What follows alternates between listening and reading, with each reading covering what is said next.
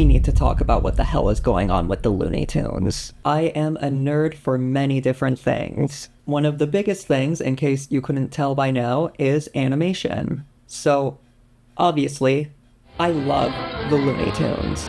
The zany jokes, the creative animation, the iconic characters.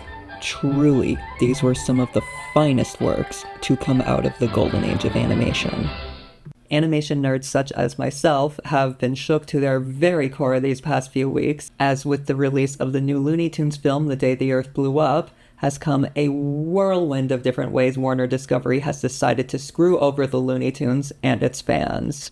It all started the weekend the film came out. While animation fans all over rejoiced and went out to support the film, as you should as well, it is a genuinely great film that stays true to the characters of this franchise and stays true to the world of the Looney Tunes in general. Warner Discovery simultaneously decided to pull every single classic Looney Tunes cartoon off of their streaming platform, Max. To add fuel to the fire, they also decided to demolish a historic Looney Tunes building where they once produced these cartoons. And no, we are not talking about Termite Terrace that shut down and got demolished decades ago. We're talking about the final home for these cartoons, which was producing them between 1955 and the late 1960s. So with all this bad news running rampant, it really seems like the CEO of Warner Discovery, David Zaslav, has some sort of vendetta against the Looney Tunes. David, which Looney Tune hurt you?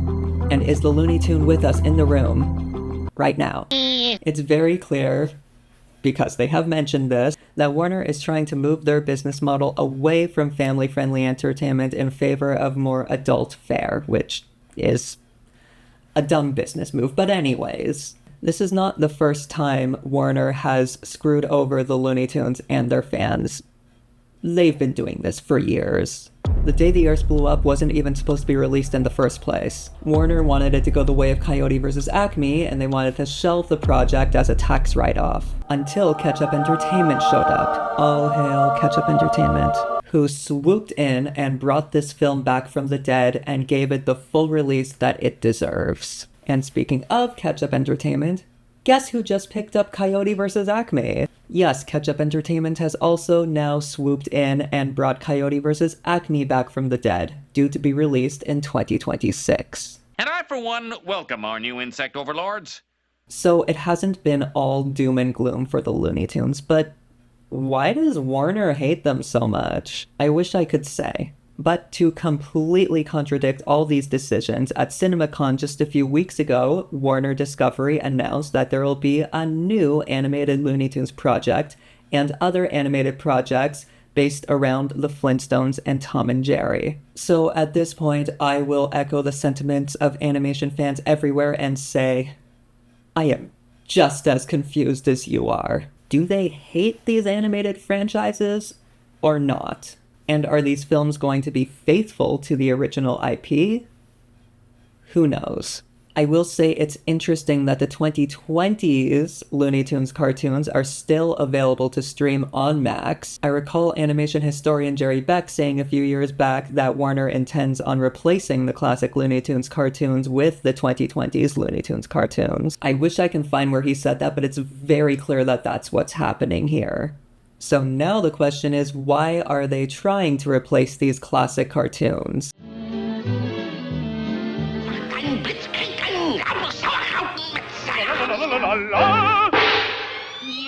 naughty, naughty boy!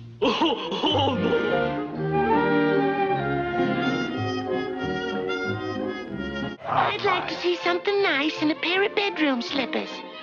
Confidentially, so would I. Well, the answer will be clear when you consider the modernization techniques that they were using for the subject matter in these new shorts. Depictions of guns in Season 1 were cut completely just to be reinstated in Season 2. However, depictions of smoking, alcohol, more sexualized humor, cultural and racial stereotypes, those are all completely gone from these new shorts. So they are essentially trying to do away with these classic cartoons that contained all this subject matter, which I may add were never made for children in the first place, in favor of these newer modernized shorts. In other words, judging by their actions, they are intentionally making it difficult for us to access these shorts, seemingly due to their subject matter. That's censorship. Back in the early days of television, these shorts were cut up and altered in order to air on TV, which is already pretty bad. But to decide not to show them at all, that's no better. That's just another form of censorship.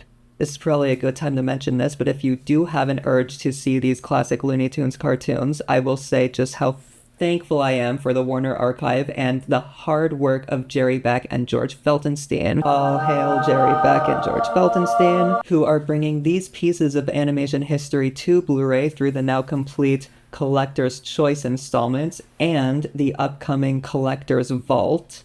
Every animation fan, every Looney Tunes appreciator should go out and support these releases so we can keep getting these brilliant works of animated hilarity onto disc to hold onto forever. And who knows, maybe one day we'll see all 1,000 of the classic Looney Tunes shorts on disc. They are also working to bring other classic cartoons to disc. Most recently, they just released the Tom and Jerry CinemaScope collection, which I cannot recommend enough. It is a brilliant, brilliant collection. And recently, in the past few years, they also gave us 3 installments of Tex Avery cartoons, which are hilarious. I am not a sponsor for Warner Archive at all.